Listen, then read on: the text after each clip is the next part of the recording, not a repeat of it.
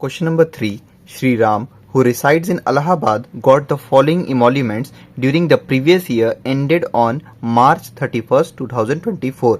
श्री राम जो कि इलाहाबाद में रहते हैं, उनका प्रीवियस ईयर का ये सारा इंफॉर्मेशन हमको दे रखा है, क्योंकि प्रीवियस ईयर के ही अमाउंट को हम कैलकुलेट करते हैं इस ईयर। यहाँ पहले हम देख लेते हैं क्वेश्चन में पूछा क्या गया है। Compute the taxable amount of house rent allowance for the assessment year 2024-25। Question में हमसे टैक्सेबल सैलरी नहीं पूछा है, केवल एक चीज पूछा है, हाउस रेंट अलावेंस। ये मैंने अलग से वीडियो में हाउस रेंट अलावेंस क्या होता है समझा रखा है। तो इस क्वेश्चन में पूछा गया है हाउस रेंट अलावेंस, ठीक। और ये श्री राम है ना, ये एक प्राइवेट कंपनी में काम कर रहे थे। एक साल में एक जो हमारा प्रीवियस ईयर उसमें 12 महीने होते हैं, ठीक है। उन 12 मंथ में से 6 महीने उन्होंने एक्स लिमिटेड में काम किए, 4 महीने उन्होंने वाई लिमिटेड में काम किए और 2 महीने उन्होंने जेड लिमिटेड में काम किए, ठीक।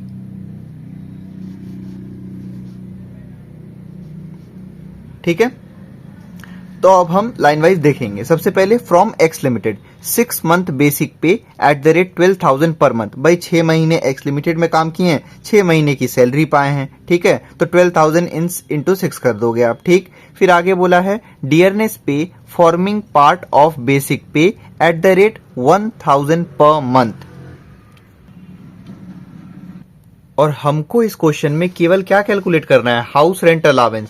सबसे पहली चीज हम हाउस रेंट अलावेंस में क्या कैलकुलेट करते हैं, salary for house rent allowance. तो basic salary, DA retirement, DP कैसा भी हो वो लेते हैं हम। तो यहां लिखा है डियरनेस पे, यानी कि ये सैलरी फॉर एचआरए में लेंगे, 1000 पर मंथ है, 1000 इंटू 6 कर देंगे। फिर house rent allowance 2000 per month, ठीक है। तो उसके बाद आप इस वाले फॉर्मूले से हम पुट करके, मैं जब सॉल्यूशन दिखाऊंगा तो आप समझ जाओगे, ऐसे हम सॉल्व कर देंगे। पहले वाले में कुछ नहीं बोला है तो हम मानेंगे वो रेंट पे रह रहे थे, इसलिए यहाँ पे हाउस रेंट अलावेंस का कैलकुलेशन होगा, उसके बाद एग्जेम्प्ट पोर्शन निकलेगा, ठीक। फिर वाई लिमिटेड पे आते हैं। नेक्स्ट 4 मंथ उन्होंने इस कंपनी में काम किए, 4 महीने की बेसिक पे, हर मंथ 15,000 पर मंथ, तो 15,000 इंटू 4 यानी कि 60,000, ठीक है। फिर dearness allowance eight the rate 25% of basic पे। तो भाई जो बेसिक पे आएगा 6 महीने का, उसका निकाल लेना आप 25%, ठीक है। सॉरी 6 महीने नहीं, यहाँ 4 ही महीने इन्होंने काम किए, तो 4 मंथ का, उसका 25% निकाल लेना, वो डियरनेस अलावेंस हो जाएगा, ठीक। आगे बोला है commission on sale at the rate 5%। आगे बोला है on sales effected during 4 months ₹1 lakh. और यहां हमने पढ़ा है हम कमीशन ऑन सेल्स लेते हैं। तो 4 महीने की सेल्स दे रखी है 1 लाख रुपए, 1 लाख का 5% निकाल देना और वो सेल्स को आप उसमें ऐड कर लोगे सैलरी फॉर एचआरए में। फिर हाउस रेंट अलावेंस कितना मिला है, 2500 रुपए पर मंथ यहाँ पे मिला है इनको, ठीक। लास्ट आते हैं फ्रॉम जेड लिमिटेड। तो यहां अब बचे हुए थे 2 महीने, इस 2 महीने में इन्होंने यहां काम किया, हर महीने इनको 20,000 रुपए पर मंथ सैलरी मिल रहा था, ठीक है। Dearness allowance 1000 rupees per month था, क्योंकि डियरनेस अलावेंस रिटायरमेंट पे नहीं है इन दोनों जगह, इसलिए हम अपने फॉर्मेट में नहीं लेंगे, ठीक। आगे बोला है house rent allowance 3000 per month, ठीक। उसके बाद बोला है during this period he lived in his own house. तो इस चीज को आप रट लो बिल्कुल, जब भी क्वेश्चन में हाउस रेंट अलावेंस भी मिला है और उस वक्त वो खुद के घर में रह रहे हैं, कहने का मतलब वैसी जगह रह रहे हैं जहां उनको रेंट नहीं पे करना पड़ रहा है, तो house rent allowance fully taxable हो जाएगा वैसे केस में, ठीक है। तो अब आप यहां क्या करोगे, एक्स लिमिटेड का अलग कैलकुलेशन, वाई लिमिटेड का अलग कैलकुलेशन, जेड का हमको पता चल चुका है कि फुल्ली टैक्सेबल कितना होगा। भाई 2 महीने इन्होंने काम किए हैं, तो 2 महीने का हाउस रेंट अलावेंस यानी कि 3000 इंटू 2 6,000 रुपीज टैक्सेबल हो जाएगा। तो इसका 6,000 और इन दोनों का जो भी एचआरए है टैक्सेबल, तीनों को ऐड कर देना, आपको इस वाले क्वेश्चन का आंसर मिल जाएगा कि टैक्सेबल अमाउंट ऑफ एचआरए कितना होगा प्रीवियस ईयर के लिए श्री राम के, ठीक। देखते हैं 3 का। इस क्वेश्चन में हमको टैक्सेबल सैलरी नहीं कैलकुलेट करना है, केवल taxable amount of HRA calculate करना है। पीछे हमने अच्छे से डिस्कस किया है, आप बैक करके देख सकते हो। सबसे पहले हम एक्स लिमिटेड में जब वो काम कर रहे थे उस समय उनका कितना टैक्सेबल एचआरए बना, हम वो कैलकुलेट करेंगे। और एचआरए कैलकुलेट करते वक्त सबसे पहली चीज हमको कैलकुलेट करनी पड़ेगी salary for house rent allowance. House rent allowance वाली आप वीडियो देख लो, आपको समझ में आ जाएगा फिर ये कैसे हो रहा है। तो सबसे पहले सैलरी फॉर हाउस रेंट का formula basic salary plus DA on retirement plus dearness पे प्लस कमीशन ऑन सेल्स। तो भाई 12,000 रुपए सैलरी है इनकी पर मंथ जब वो एक्स लिमिटेड में काम कर रहे थे, ठीक। और कितने महीने काम किए एक्स लिमिटेड में? 6 मंथ। तो भूल से भी 12,000 इंटू 12 मत कर देना, केवल 6 महीने। तो 12,000 इंटू 6 यानी कि 72,000। भाई जितने महीने काम किए उतने महीने की सैलरी। डीए ऑन रिटायरमेंट नहीं है, डीपी दे रखा है। कितना दिया है डियरनेस पे? 1,000 रुपीज पर मंथ। ये हो गया 6,000। कमीशन ऑन सेल्स नहीं दे रखा है, ऐड कर दो इसको, 80,000 हो गया। सॉरी 72,000 प्लस 6,000 ये हो गया 78,000, ठीक है। उसके बाद हम सीधे लिखते हैं यहाँ पे least of the following will exempt. HRA वाली वीडियो देख लोगे, फॉर्मेट रट लोगे तो कभी भी आपको एचआरए निकालने में दिक्कत नहीं होगा। सबसे पहली चीज actual HRA received, actual house rent allowance received by the employee कितना है?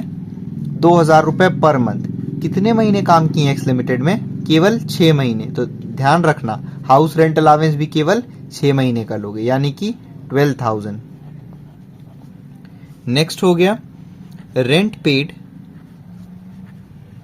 Minus 10% of salary. ध्यान रखना बेसिक सैलरी नहीं, ये जो ऊपर ये वाली सैलरी है ना, इसका 10%, ठीक।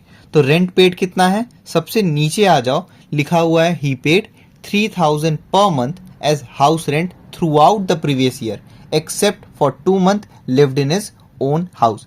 यानी कि जो लास्ट के अगर हम 2 महीने छोड़ दें जब वो अपने घर में रह रहे थे, उसके अलावा जो वो 10 महीने किराए पे रह रहे थे तो उनका किराया जा रहा था 3,000 रुपए पर मंथ, ठीक।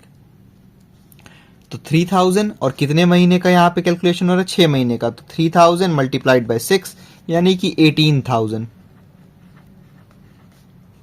सैलरी कौन सा? ये 78,000, मतलब कि ये जो एचआरए वाला आया है, ठीक है।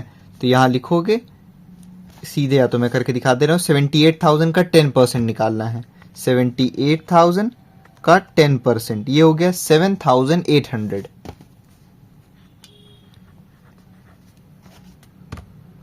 18,000 माइनस 7,800 ये हो गया 10,200।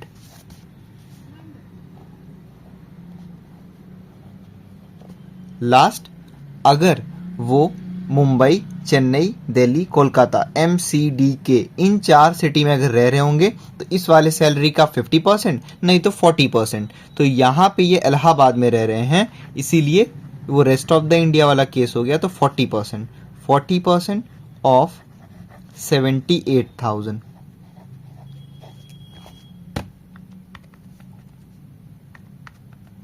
ये हो गया 31,200। इन तीनों में से जो भी लीस्ट वही एग्जेम्प्ट हो जाएगा। तो 10,200 रुपए एग्जेम्प्ट। अब टैक्सेबल एचआरए निकाल लेते हैं। इन 6 महीने में कितना टैक्सेबल एचआरए बना इनका? तो वो बना, एक्चुअल एचआरए कितना था? 12,000। उसमें से ये एग्जेम्प्ट वाला लेस कर लो, यानी कि लीस्ट वाला। तो 10,200 को एक्चुअल माइनस लीस्ट, 12,000 माइनस 10,200 ये हो गया 1,800। तो पहले 6 महीने का उनको मिला कितना था एचआरए? उनको मिला था 12,000, लेकिन पहले 6 महीने में टैक्सेबल कितना होगा? 1,800। लेकिन अभी आप इसको मत लेना, हम सीधे पूरे 1 साल का लेते हैं। तो अभी आगे बताऊंगा क्या करना है। फिर अब आते हैं वाई लिमिटेड का। यहाँ वीडियो पॉज करके आप जैसे मैंने एक्स लिमिटेड का किया है वैसे आप वाई लिमिटेड का कर लो। तो salary for HRA, basic salary plus DA लेना है, लेकिन अगर रिटायरमेंट पे हो तो ही लेना है, नहीं तो नहीं लेना है, प्लस डियरनेस पे प्लस कमीशन ऑन सेल्स। तो बेसिक सैलरी कितनी है? अब ध्यान रखना वाई लिमिटेड में इन्होंने 4 महीने काम किया है, तो 15,000 रुपए पर मंथ। कितने महीने का लेंगे सैलरी? 4 महीने का, 60,000। ठीक। डीए रिटायरमेंट, क्वेश्चन में डीए ऑन रिटायरमेंट नहीं बोला है, नहीं लेंगे। आगे बोला है कमीशन ऑन सेल्स, और सेल्स दी गई है 1 लाख, साफ साफ बोला गया है 4 महीने की सेल्स है 1 लाख, तो सीधे 1 लाख रुपए का 5% ले लो, 5,000।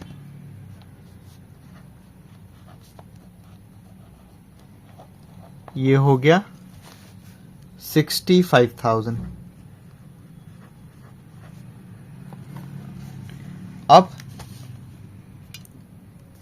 अब आप लिखोगे least of the following will exempt.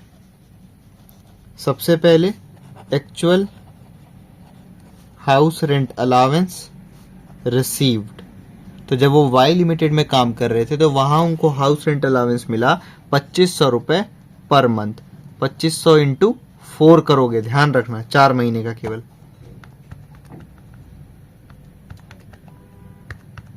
10,000। Next rent paid minus 10% of salary. तो रेंट पेड कितना है? Rent paid through out the year same है, कितना? 3,000 पर मंथ। तो 3,000 इंटू 4 यानी कि 12,000। कंफ्यूज मत होना, यहाँ 4 महीने की बात हो रही, तो 3,000 इंटू 4 कर दिए, माइनस 10% ऑफ सैलरी। तो सैलरी कितना है वाई लिमिटेड के केस में, मतलब सैलरी फॉर एचआरए 65,000, 65,000। 65,000 का 10% कैलकुलेटर पे कैलकुलेट कर लो, वो आ जाएगा 6,500। ठीक।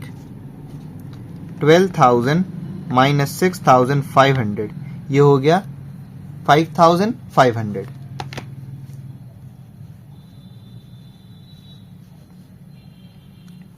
लास्ट होगा, या तो हम लेते हैं 40% ऑफ सैलरी या फिर 50% ऑफ सैलरी। क्योंकि ये सिचुएटेड है इलाहाबाद में, तो ये रेस्ट ऑफ इंडिया वाला केस हो गया, तो आप लिखोगे 40% ऑफ सैलरी, यानी कि 40% ऑफ 65,000।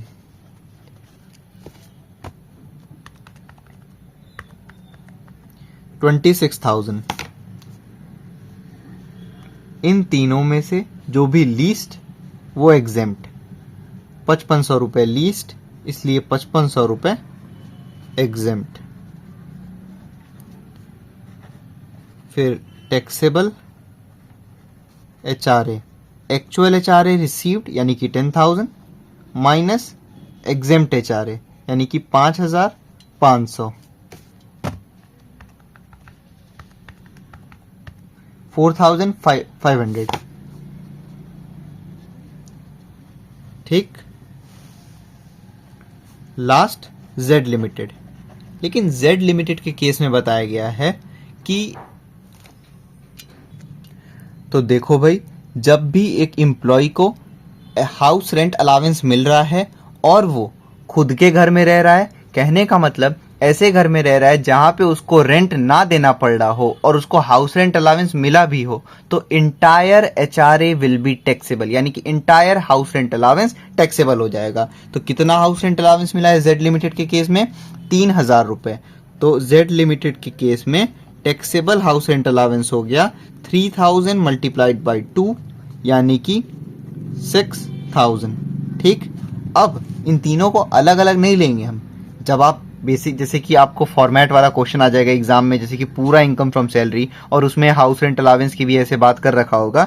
अब ये तीनों को आप ऐड कर लेना। जब एक्स लिमिटेड में वो थे तो 1,800 रुपए उनका टैक्सेबल एचआरए बना। पहले यहां लिख देता हूं, taxable HRA of Shri Ram. ठीक।